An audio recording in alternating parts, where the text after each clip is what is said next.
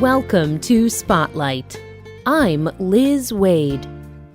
And I'm Ryan Gertzma. Spotlight uses a special English method of broadcasting. It is easier for people to understand, no matter where in the world they live.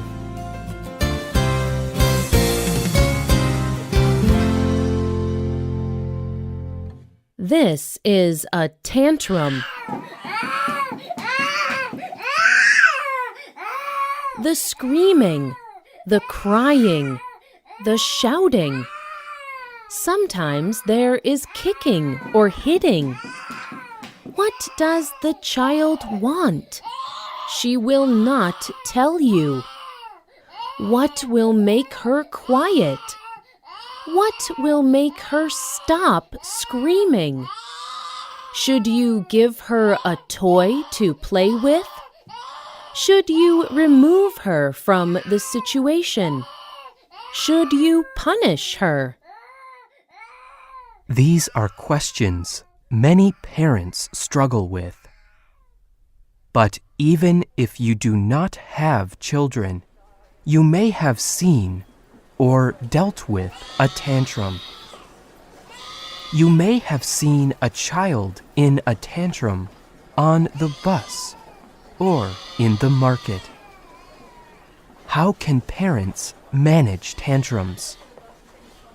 How can people on the bus or in the market deal with and understand tantrums? Today's Spotlight is on tantrums. In today's program, we tell about a new study. This study can help people know what to do when a child has a tantrum. Almost every child has a tantrum at some point in his or her life. These tantrums can include screaming, crying, yelling, or fussing. They can also include physical actions like kicking or hitting. A child in a tantrum may stop breathing on purpose. This can be extremely frustrating for any parent. It makes parents angry and impatient. But many child experts believe that tantrums are a normal part of child development. Most children have tantrums between the ages of 1 and 3. They are equally common in boys and girls. However, knowing these facts is little help to tired and angry parents. However, a group of researchers recently released a study. The results of this study may be able to help frustrated parents solve their tantrum problems. This group of researchers wanted to gather information on tantrums in toddlers. Toddlers are very young children, about ages 1 to 3. The researchers decided to record the sounds of the tantrum. But they needed a way to record and study the sounds. Professor James A. Green was a researcher in the study. He described their process to NPR. We developed a baby shirt that toddlers could wear. It had a high-quality wireless microphone sewn in it. Parents put this baby shirt on the child and press a go button. This begins the recording. Toddlers in the study wore the special baby shirt for a few hours. If the toddler had a tantrum, The microphone recorded the sounds. After the experiment, the researchers had recorded over 100 tantrums. Then they began the work of studying the recordings. They compared the sound recordings in different ways.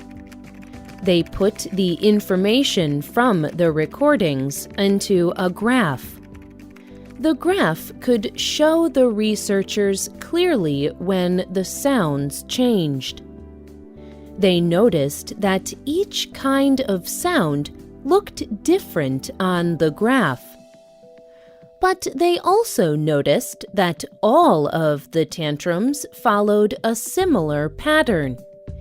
Each had similar parts that repeated.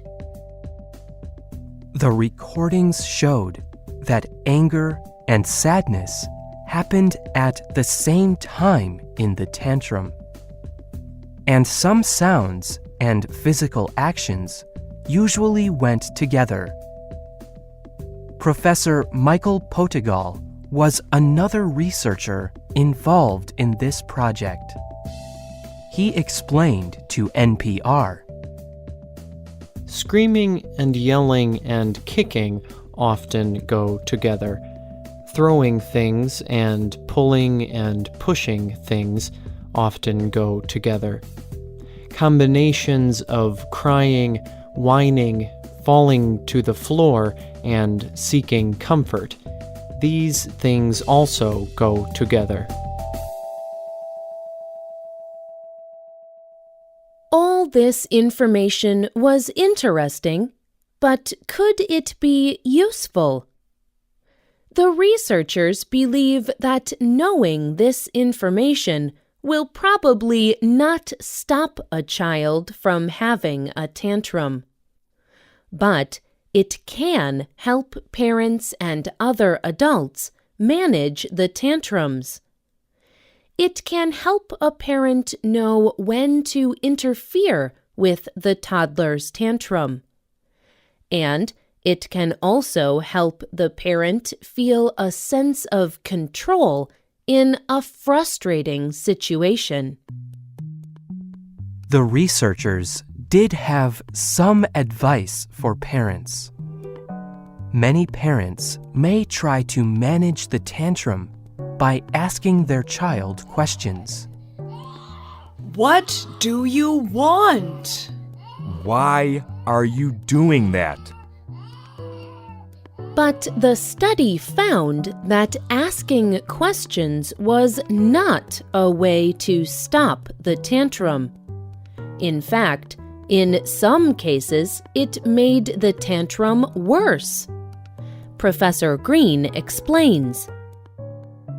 When children are at the most angry, and they are screaming, and they are kicking, probably asking questions may make that period of anger longer. It is difficult for them to process information. Answering a question from the parent may be too difficult.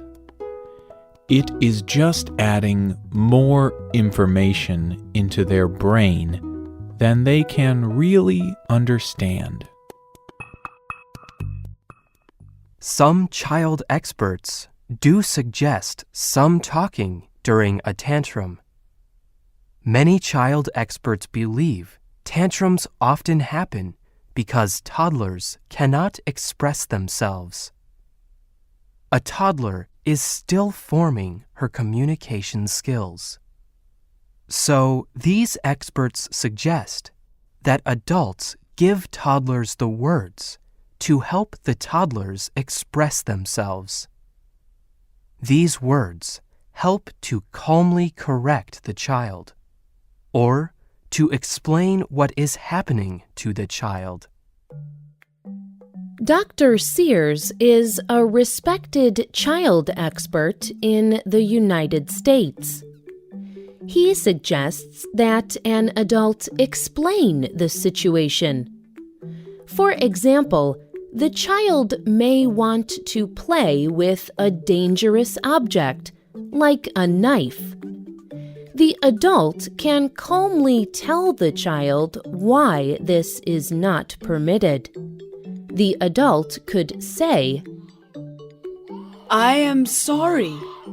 You cannot play with a knife. It is too sharp. You could cut yourself. The internet website BabyZone also suggests talking to a child. Imagine a child who is hitting or kicking during a tantrum. They suggest expressing sympathy for the child's feelings. An adult could say, I know you are angry, but we do not hit.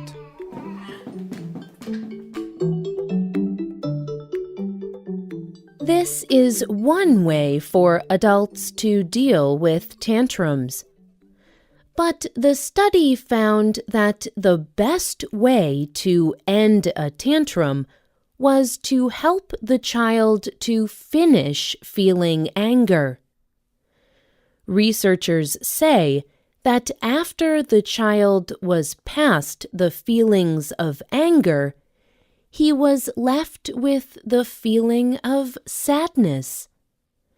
Then, a parent could offer comfort and love. So, how could parents help the toddler get past his anger? The answer is easier to say than to do. When a child is having a tantrum for no reason, it is best for the parent to just do nothing. In fact, many experts agree that the best thing a parent can do when a tantrum begins is to stay calm. A child in a tantrum may not have control of herself.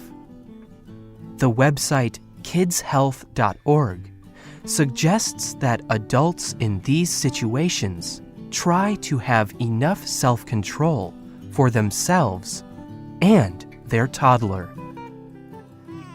Finally, when the tantrum is over, there is one last important thing to do. Put both of your arms around the toddler in a hug. Let's have a hug. Give him a kiss. Encourage him. It's okay. Tell him that you still love him. I still love you. This is the most important thing for a child to know.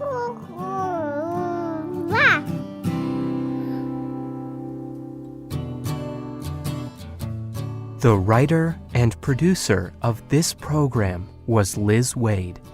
The voices you heard were from the United States. All quotes were adapted and voiced by Spotlight. You can find our programs on the internet at www.radioenglish.net. This program is called Temper Tantrums, Helping Angry Babies. We hope you can join us again for the next Spotlight program. Goodbye.